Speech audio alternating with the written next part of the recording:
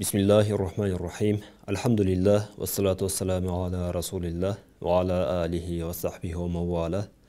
Жаратқан Аллах Таалаға чексіз мақтаулар болсын. Жана анын ең сүйікті елшісі пайғамбарыбыз Мұхаммад Мұстафа саллаллаху алейхи вассаламға Аллахтан салам жана салаваттар болсын.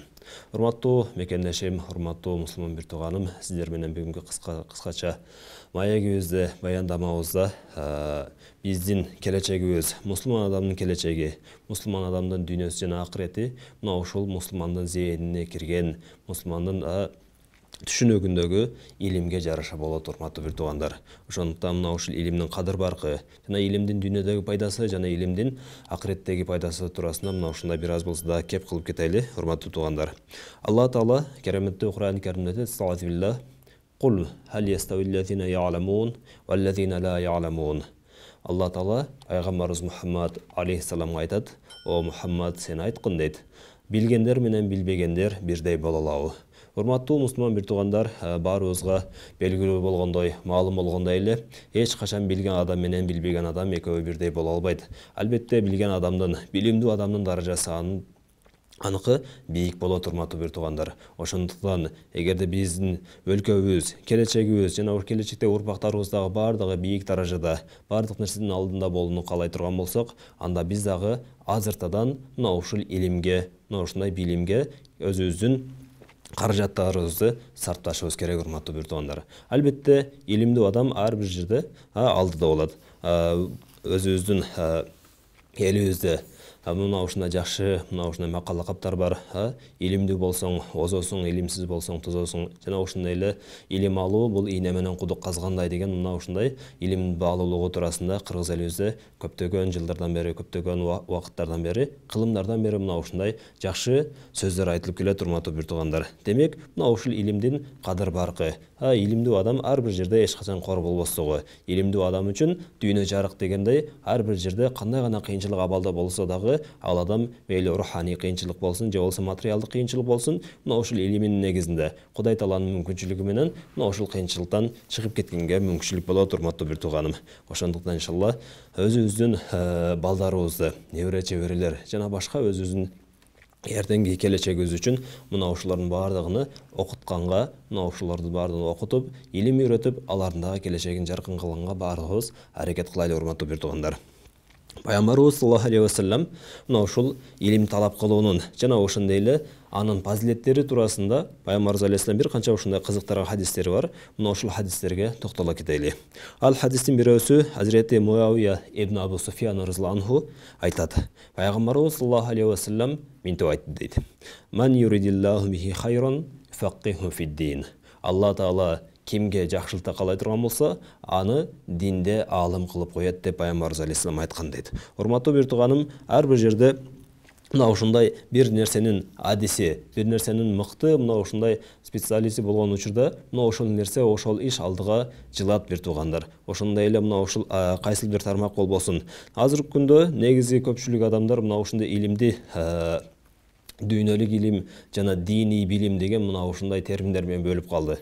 Урматтуу бир туугандар, буга чейин эч кандай илимдер мына ушундай дүйнөлүк же болбосо же акыреттик деген эч кандай тармактарга бөлүнгөн эмес. Балким илимдин баардыгы ушу пайдалуу илим, пайдасыз илим деп мына ошентип бөлүнүп келген, урматтуу бир туугандар. Пайдасыз илимдердин бир канча илимдерде уламалар ошол нерсени атап койгон. Мурдагы учурларда жылдыз төргөчүлүк, сыйкырчылык, мына ошогон адамга терс, адамдын дүйнө жана акыретине терс зыянын тийгизе турган мына ушундай билимдердин баардыгын атап койгон. Андан башка илимдерге эч кайсы бирине шариятыбыз эч качан каршы чыккан эмес, урматтуу бир туугандар. Ошону менен биргеликте каршы чыкпастан мына ушул мейли дүйнөлүк илим болсун, азыркы тил менен айтканда же акыреттик илим болсун, ата-бабаларыбыз, мусулмандар баардыгы мына ушул нерседе имам, баардыгы мына ушул нерседе жетекчи, эң алда болгон, урматтуу бир туугандар. Мейли мына ушул илим астрономия илими болсун, же болсо алгебра илими болсун, же болсо башка бир фалакиятка тиешелүү болгон жана башка мына ушундай дүйнөнүн азыркы учурда дүйнөлүк нерселерге тиешелүү болгон илимдердин баардыгында мына ушундай мусулман аалымдары эң алдыда болгон. Ошондуктан урматтуу бир туугандар, илим качан пайдалуу болот, качан сиздин алган илимиңиз мына ушул элдерге пайдасы тие турган болсо, мына ушундай жамиятка, коомчулукка пайдасын тийгизген учурда мына ушул илим эң эле пайдалуу илим болот, урматтуу бир тууганым. Мейли сиз шарият алымы болуңуз, мына ошол алган билимиңиз менен элдин руханий дүйнөсүн байытып жатасыз. Мына элдин дүйнө акыретке болгон кызыгуусун байытып жатасыз. Демек, сиздин илимиңиз бул пайдалуу илим. Ал эми сиз мейли болсоңуз, мисалы программист болуңуз, же болсо башка бир IT тармагында чоң адис болуңуз. Мына ошол илимиңиз менен адамдарга жакшы маалыматтарды таратып, адамдарга жакшылыкты жеткизип, мына ушундай жакшылык менен коомчулукту сугарып жатасыз. Мына ушул дагы сиздин дүйнөңүзгө, акыретиңизге пайдалуу илим. Мына ушул дагы өтө чоң пайда алып келген илимдер болуп эсептелет. Ошондон урматтуу бир тууганым, илимди эч качан бул дүйнөнүкү, мунун кереги жок, бул акыреттики ушуну гана алыш керек дегенден ушундай түшүнүктөн баарыбыз алыс болушубуз керек. Демек, илимдин дүйнөлүк жана акыреттик деген эч кандай бөлүнбөйт экен. Илим бир гана пайдалуу жана пайдасыз илим деп мына ошентип бөлүнөт экен, урматтуу бир тууганым. Мейли сиз диндин, шариаттын илимин алып жаткан болсоңуз дагы, бирок башка бир максаттар менен ала турган болсоңуз, эл мени таанысын, же болбосо интернет айдыңдарында мына ушундай жылдыз болоюн, же болбосо аалымдар менен, чоңдор менен талашайын деген мына ушундай башка максатты ала турган болсоңуз, ал боюнча дагы пайгамбарыбыз алейхисаламдын өтө коркунучтуу, жүрөк корко турган, жүрөк илей турган, көздөн жаш чыга турган мына ушундай коркунучтуу хадистер бар, урматтуу бир туугандар. Ошондуктан биз илимди эч качан бөлбөстөн, балким мына ушул биздин кандай гана илим болбосун, мына ошол илимибиз дайыма биздин дүйнө акыретибизде пайдалуу илим болсун. Мына ушул коомчулукка, жалпы калайык журтка пайдасы тийгизген илимдерден болсун. Ал эми пайгамбарыбыз саллаллаху алейхи вассалам дагы бир хадисинде айтат: "Қалилул илм хайрун мин касирил ибада." Аз гана илим алыштык бул өтө көп ибадат кылгандан дагы жакшыраак деп пайгамбарыбыз алейхисалам айтат. "Кафа бил мар'i фикхан иза абадаллах." Адамдын мына ушундай динден түшүнүк алгандыгынын, мына ушундай дин илиминен түшүнүк алгандыгынын бир белгиси, качан Алла Таалага сыйына турган болсо, Алла Таалага ибадат кыла турган болсо, демек бул адам мына ушундай бир илим алыптыр деген белги болот. "Вакафа бил мар'i жахлан иза уҗиба би ра'иhi." Ал эми адамдын жахил, акылсыз, надан экендигинин белгиси дейт. Бул качан өзүнө өзү таң калган учурда, мына ошондо адамдын акылсыз, жахил экендиги мына ошондо белгилүү дейт. Ошондон урматтуу бир тууган, бир нерсени кылсак дагы, мына ошол нерсени түпкү тамырын тактабастан, аны ошол боюнча изилдеп чыкпастан эле өзүбүздүн оюбуз менен эле кете бере турган болсок, албетте бул өзүнүн ою менен кеткен, бул шамчыраксыз караңгыда жүргөн адам сымал, урматтуу бир тууган. Ошондуктан иншалла бир аз ибадат кылсак дагы, бир аз жакшылык иш кылсак дагы, эмне кылайлы? Мына ошол нерсенин илимин билип, андан кийин башкаларга жеткиргенге, башкаларга мына ошол нерсени багаттаганга үйрөнөйлү. Андан кийин хадисте пайгамбарыбыз саллаллаху алейхи вассалам: "Ман салака тарикан ялтамису фихи илман сахаллаху лаху бихи тарикан илал жанна." Кимде ким дейт. Бул хадисти Хазрат Абу Хурайра разияллаху анху риваят кылат. Пайгамбарыбыз саллаллаху алейхи вассалам мынтип айтты дейт: "Кимде ким мына ушундай бир жолго чыга турган болсо, ал жолдо илим издесе, Кудай Таала ал үчүн эмне кылып коет? Бейишке болгон жолуну жеңил кылып коет" деп пайгамбарыбыз алейхисалам айтып атат. Демек, урматтуу бир туугандар, биз кайсы тармакта илим алсак дагы, илимибизди ким үчүн? Алланын ыраазылыгы үчүн. Мен мына ушул илимди алып жатамын, мына ушул илим менен бардык элдерге пайдамды жеткизейин. Элиме, жериме, мекениме, журтума мына ушундай жакшылыктар жеткизейин деген максатты ала турган болсок, иншалла Кудай Таала мына ошол жол менен мына ошондой жакшылык иштерди кылып жүрүп, эмне кантип Алланын жолуна түшкөнүбүздү дагы өзүбүз билбей калабыз, урматтуу бир тууганым. Ошондуктан эмне кылайлы? Биздин алган илимибиз тозокко эмес, балким бейишке жетиле турган, бейишке бара турган мына ушундай жолдорго тарсын. Дагы бир хадисте айтат. Негизи пайгамбарыбыз алейхисалам риваяты: "Иза матал инсан инқата анху амалуху илля мин салас." Качан инсан баласы дүйнөдөн кайткан учурда дейт, анын бардык амалдары токтоп калат, бирок мына ушундай кылган 3 амалы бар. Мына ушул 3 амалы токтобостон жетип турат ал адамга дейт. Ал кайсы десе, биринчиси садакатин жариятин, мул агып туруучу садака. Мисалы, инсан дүйнөдө жашап жаткан учурда, мисалы, бир көчөт эктиңиз. Мына ошол көчөтүңүз чоңойду, мөмө берди, башка болду, канчалаган адам жей турган болсо, же болсом канаттуулар жей турган болсо, бирөө же болсом курсагы ачкан адам жей турган болсо, эмне болот? Мына ошолордун баардыгы сизге жетип турат. Мейли мына ошол бактын түбүндө бирөө көлөкөлөп кетсе дагы, мына ошол башка бирөөгө пайдасын жеткизген себептен мына ошонун сообу сиз өтүп кеткениңизден кийин дагы баардыгы жетип турат, урматтуу бир тууганым. Балким бул бир гана бул менен эле эсептелбесе, мисалы бир жага чоң бир дарыкана салып койдуңуз, же болбосо чоң бир мектеп салып койдуңуз, же болбосо мечит салдыңыз, башка кылдыңыз, же болсо карылар үйү салдыңыз, же болсо балдар үйү салдыңыз. Мына ошолордун баардыгында адамдар пайдалана турган болсо, мына ошол пайдалардын баардыгы сиз өтүп кеткенден кийин дагы мына ошол нерсе жок болуп кеткенге чейин анын сооптору сизге жетип турат. Андан кийинкиси экинчи түрү боло турган болсо, калтырып кеткен пайдалуу илим. Дүйнөдө жашадыңыз, илимиңиз бар эле, билимиңиз бар эле. Мына ошол илим билимиңизден пайдаланып, бир канча шакирттерди чыгардыңыз. Башка адамдарга дагы мына ошон менен пайдасын жеткиздиңиз. Ошондон кийин мына ошол илимди айтып деп кеттиңиз эле. Мына ошол нерселерден адамдар пайдаланып, мына ошол бир канча пайдаларга жете турган болсо, мына ошол илимдин дагы эмне болот, урматтуу бир туугандар? Өтүп кеткениңизден кийин дагы сизге пайдасы, соогу жетип турат. Бул экинчи. Үчүнчүсү дүйнөдө жакшылап, тарбиялап, калтырып кеткен балаңыз дагы дуа кыла турган болсо, мына ошонун соогу дагы, мына ошонун жакшылыгы дагы сиз дүйнөдөн өтүп кеткенден кийин жетип турат, урматтуу бир тууганым. Ошондуктан иншалла ар бирибиз мына ушул илим алганга аракет кылайлы. Илим бул бизди жарыктыкка, ачык айкындыкка жеткире турган нерсе болот, урматтуу бир туугандар. Ошондуктан иншалла мына ошол нерсеге аракет кылайлы. Андан кийинки кезекте илим алгандан кийин эле ошону менен биргеликте илимдүү инсандарды, илимдүү адамдарды кайсыл жакта мына ошол нерсенин адиси боло турган болсо, мына ошол инсандарды биз эмне кылышыбыз керек? Сыйлашыбыз керек, урматтуу бир туугандар. Ошондуктан мына ошолор боюнча дагы пайгамбарыбыз алейхиссаламдын бир хадистери бар. Мына ошолго токтоло кетели. Hazreti Abu Umama radhiyallahu мындай деп айтат. Зукира ли Расулиллахи саллаллаху алейхи ва саллям ражулан. Пайгамбарыбыз саллаллаху алейхи ва саллямдын алдында эки киши жөнүндө айтылып калды дейт. Ахадухума абид вал ахару алим. Экөөнүн бирөөсү ибадатчыл киши, илими жок, бирок ибадатчыл киши. Вал ахару алим, экинчиси алым киши деди. Факала Расулуллах саллаллаху алейхи ва саллям фадлул алим алал абид кафадли ала аднакум. Ошондо пайгамбарыбыз саллаллаху алейхи ва саллямга мына ошол эки кишинин кимиси артык деп айтылган учурда бирөөсү жөнөкөй эле ибадатчыл инсан, экинчиси аалым инсан. Кимиси артык дегенде пайгамбарыбыз алейхиссалам аалым адамдын жөнөкөй ибадатчыл адамга караганда артыкчылыгы менен силердин эң төмөнкү даражаңардагы адамсымал деп пайгамбарыбыз алейхиссалам айткан экен. Ошондон урматтуу бир тууганым, Алла Таала Кур'ан-ы Каримде айтат: Hal yasawillazina ya'lamun wallazina la ya'lamun.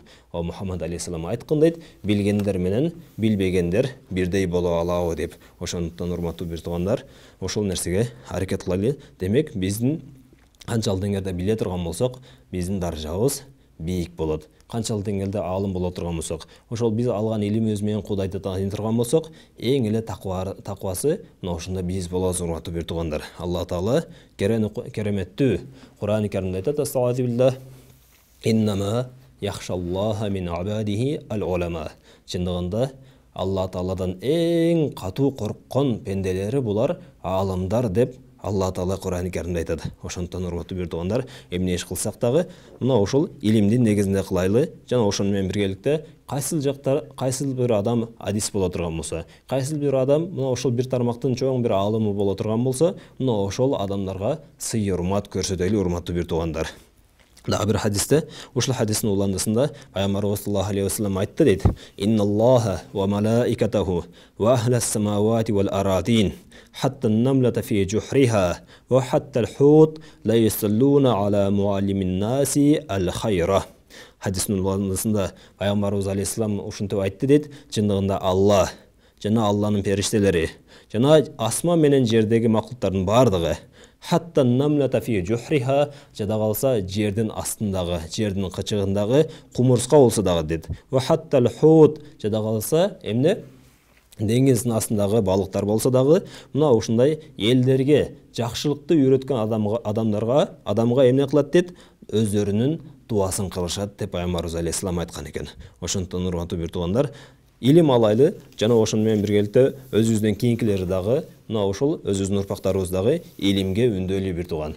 Качан биз илим алабыз, илим менен гана бийик даражага көтөрүлө алабыз. Азыркы күндө эч кандай күчүбүз менен же болбосо башкабыз менен эч кайсы жакка бара албай калабыз, урматтуу бир туугандар. Кыргызда мына ушундай жакшы сөз бар. Билеги күчтүү бирди жыгат, билими күчтүү миңди жыгат деп мына ушундай жакшы сөз. Ошондон урматтуу бир туугандар, мына ошол нерсеге аракет кылайлы, өзүбүз дагы билим алганга аракет кылайлы, өзүбүздөн кийинкилер дагы билимдүү кылганга аракет кылайлы иншалла. Ошондон мына ушундай илим ээлерин дагы сыйлайлы. Дагы бир хадисте Hazreti Abu Musa Аш'ари разияллаху анху айтат. Пайгамбарыбыз саллаллаху алейхи ва саллям айтты дейт. Инна масала ма ба'асани Аллах бихи азза ва жалла минал худа вал илм. Чындыгында Алла Таала мени жиберди дейт. Мына ошол жибергенде хидаят жана илим менен жиберди. Мына ошол нерсенин мисалы ушундай дейт. Камасали гайсин асаба ардан. Мына ушундай бир жамгыр сымал. Мына ошол жамгыр бир жерге барып тийди.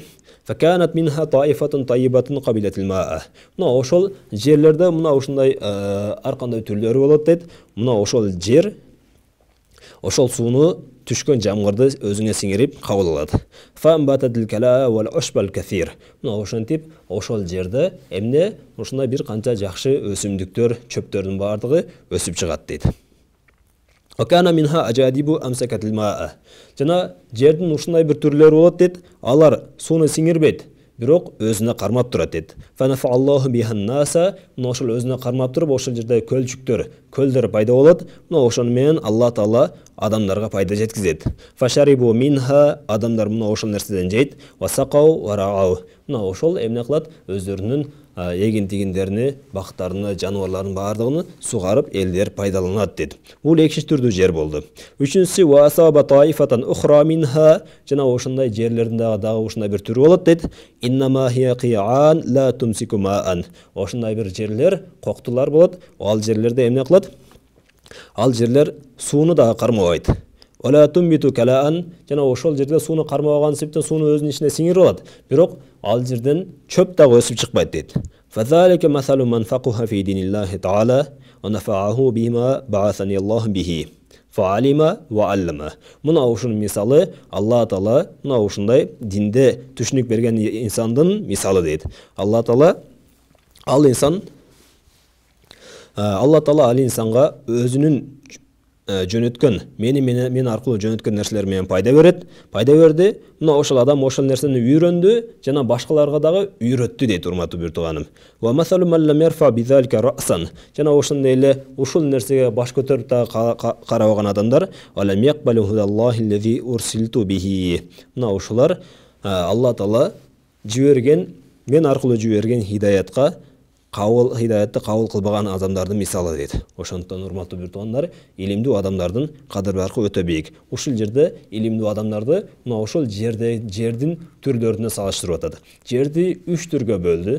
Биринчи түрдүү жер мына ошондой асмандан түшкөн жамгырды өзүнө сиңирет. Өзүнө сиңиргенден кийин өзүнүн ар кандай өсүмдүктөрдү, чөптөрдүн баардыгын өсүп чыгарып, мына ошону менен элдерге дагы пайда жеткизет. Деп бул биринчи түрдөгү жер. Экинчиси ал жер ошол жер өзүнө сууну сиңдирбейт, бирок өзүнүн бетине кармап турат. Ошол жерден элдер дагы кирип ошол жерден суу ичип, жана жаныбарлардын дагы башкалардын дагы сугарып, мына ошол нерседен пайдаланат. Мына ушул нерсе Алла Таала мени жиберген хидаяттын мисалы деп Пайгамбарыбыз алейхиссалам айтып атат. Ал эми үчүнчү түрдөгү адам кандай десе, ал эми баш көтөрүп койбогон адам мына ошол мен алып келген хидаятты, мен аркылуу келген хидаятка мына ошол нерсени кабыл албаган инсандардын мисалы деп үчүнчү түрдөгү жерди айтып атат. Үчүнчү түрдөгү жер ал сууну өзүнө сиңирип алат, бирок ал жерден эч кандай өсүмдүк дагы башка бир нерсе дагы өсүп чыкпайт дейт, урматтуу бир туугандар. Ошондуктан мына ушундай өтө чоң алымдарыбыз бар. Мына ошондой өтө чоң илимдүү инсандарыбыз бар. Алар жылдап кыйынчылыктарды көрүп, мына ошол алган илимини элибизге, жерибизге, журтубузга жеткизип жатат. Урматтуу бир туугандар, мына ошол аалымдарыбызды сыйлайлы, урматтайлы иншалла. Кудай таала мына ошол биздин көргөзгөн сый урматыбыздын себебинен элибизге, жерибизге, журтубузга жана жалпы мусулмандарга берекесин берет, тынчтыгын берет, урматтуу бир туугандар. Андан кийинки дагы бир ушундай акыреттеги аалым инсандын акыбалы. Аалым инсан акыретке барганда кандай сый урматка ээ болот? Акыретте аалым инсандардын даражасы кандай болот? Мына ушул нерсени баяндагандагы пайгамбарыбыз саллаллаху алейхи вассалам бир өтө кооз берекелүү хадиси бар. Ал хадисте Азирет Абу Умама разияллаху анху айтат. Кала Расулуллах саллаллаху алейхи вассалама, пайгамбарыбыз саллаллаху алейхи вассалам мынтип айтты деди. Южау бил алими вал абид. Кыямат күнү бир өтө катуу ибадат кылган инсанды жана өтө чоң бир аалымды алып келет. Экөөсүн алып келет. Файқол абид удхулил жанна. Ошондо абид ибадатчыл пендеге айтат экен, бейишке киргин деп. Вайқол алим ошентип ибадатчыл пенде бейишке кирип кетет. Андан кийинки аалым адамга айтат экен, киф хатта ташфа линнас, сен токтоп тургун.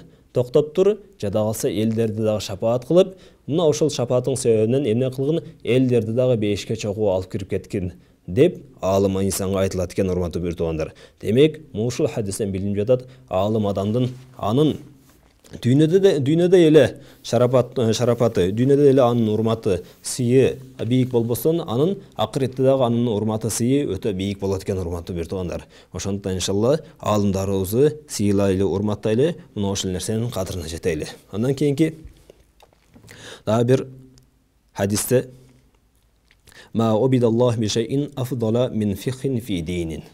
Пайгамбарыбыз алейхиссалам айтат, Алла Таалага мына ушундай дин илиминде, фих, мына ушундай шариат илимине үйрөнгөндөн дагы өткөн бир ибадат жок дейт. Ола фақихун вахидун ашадду ала шайтан мин алфи абидин. Бир аалым инсан дейт. Бир аалым инсан ал шайтанга 1000 ибадатчыл пендеден дагы күчтүүрөөк болуп эсептелет дейт. Оликул шайин эмадун, жана бардык нерседе өзүнүн түркүгү болот, кармап турган бекем түркүгү болот. Ва аймаду хазаддин алфиқ. Ал эми мына ошол диндин негизи кармап турган бул түркүгү, мына ошол фиқ илими, шариат илими деп пайгамбарыбыз алейхиссалам айткан экен. Мына ошондон урматтуу бир туугандар, мына ушундай шариат илимини өмүр бою алган, ошол нерсени элибизге жеткирген аалымдарыбыз бар.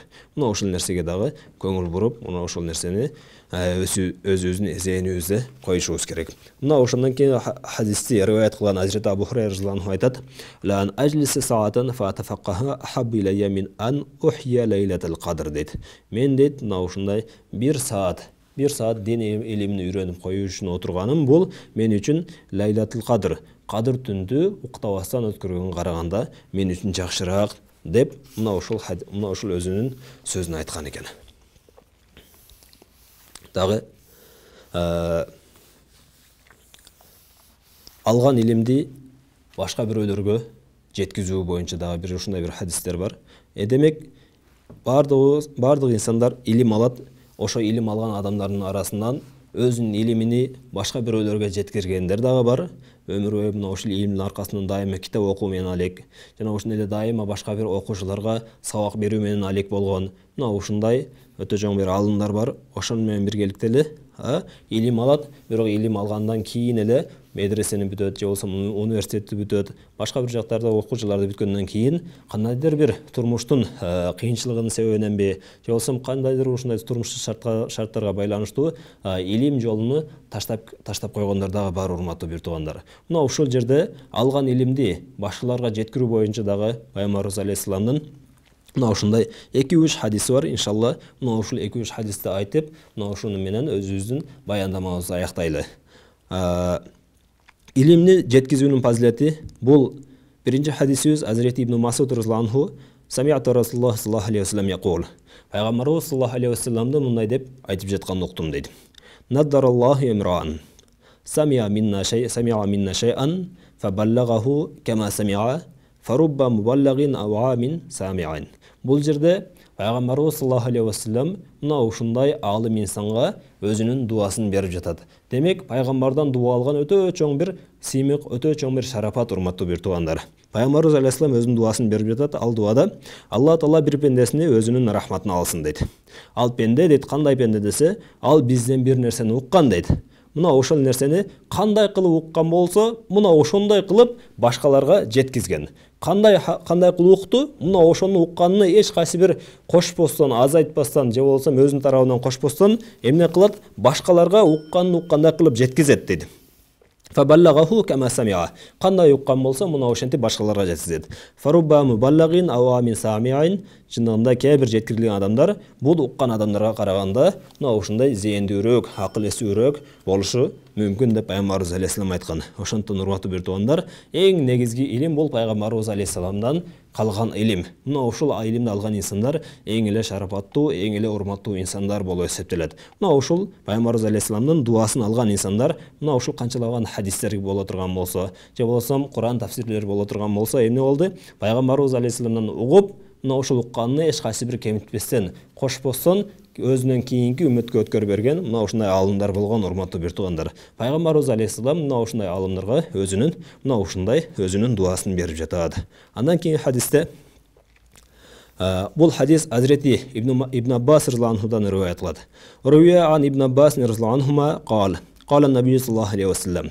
Hazreti İbn Abbas radhiyallahu anhu aytat, Пайгамбарыбыз sallallahu aleyhi ve sellem мындай деп айтты дейт. Аллахумма архам хулафаана. Ошондо Пайгамбарыбыз алейхиссалам мындай деди: "О Аллахым, менин орунбасарларыма өзүң ырайым кыл" деди. Кулна я Расулуллах, ва ма хулафаукум? О Аллахтын элчиси, сиздин орунбасарларыңыз ким дегенде, Пайгамбарыбыз алейхиссалам айтты: "Аллазина я'туна мин ба'ди." Ушундай бир инсандар дейт, алар мени көргөн эмес, менден кийин келет дейт. Ярвуна хадифи ва суннати. Мына ошол инсандар менин хадистеримди жана сүннөттөрүмдү риваят кылып айтып, башка адамдарга жеткизет дейт. Ва юаллимуна ханнаса. Мына ошол сүннөттөрүмдүн хадистеринин бардыгын элдерге үйрөткөн инсандар деп Пайгамбарыбыз алейхиссалам айтып атат. Демек, мында дагы Пайгамбарыбыз алейхиссаламдын дуасына татыктуу инсандар, мына ушул Пайгамбарыбыз алейхиссалам дуасын алган инсандарга мына ушундай өзүбүздүн чын жүрөктөн өзүбүздүн эмне кылышыбыз керек? Сыйырматыбыз болуш керек, урматтуу бир туугандар. Бул экинчи хадис. Үчүнчү акыры хадисибиз. Бул хадисте Азрети Абу Хурайра разияллаху анху Пайгамбарыбыз саллаллаху алейхи вассаламдын айткан риваят кылат. Ман салла алейя фи китабин. Ким мага бир өзүнүн калеми менен салават жазган болсо дейт. Дептерди алды, же болсо китебин алды. Мына ошол китебине өзүнүн калеми менен саллаллаху алейхи вассалам деп салават жазды. Лам тазал малаикату тастагфир лахума дама исми фи заликал китаб. Мына ошол китепте менин атым өчүп кеткенге чейин дейт. Менин атым өчүп кеткенге чейин бир периште ошол пенде үчүн дайыма истигфар дуасын кылып турат дейт. Мисалы, бир китеп жазыңыз, китептин арасында же болсо компьютермен жазып отурасыз, ошол жерде Пайгамбарыбыз саллаллаху алейхи вассалам атын жаздыңыз. Мына ошол нерсе жок болуп кеткенге чейин бир периште дайындалып, мына ошол периште сиз үчүн эмне кылып турат? Истигфар, кечирим дуасын кылып турат деп урматтуу бир туугандар. Ошондуктан, урматтуу бир тууганым, биз эгерде алдыга озо турган болсок, мейли дүйнө жагынан болсун, мейли акырет жагынан болсун, мына ушул бир гана илим менен гана алдыга озуп кете алабыз, урматтуу бир туугандар. Ошондуктан жараткан Аллахтан баардыгыбызга суранарыбыз, Аллахым баардыгыбызга пайдалуу илим берсин. Ошондуктан иншалла жараткан Аллахым баардыгыбызга ошол алган илимдерге амал кылганга тауфик берсин. Ва ахиру даъвана алхамдулиллахи раббил аламин.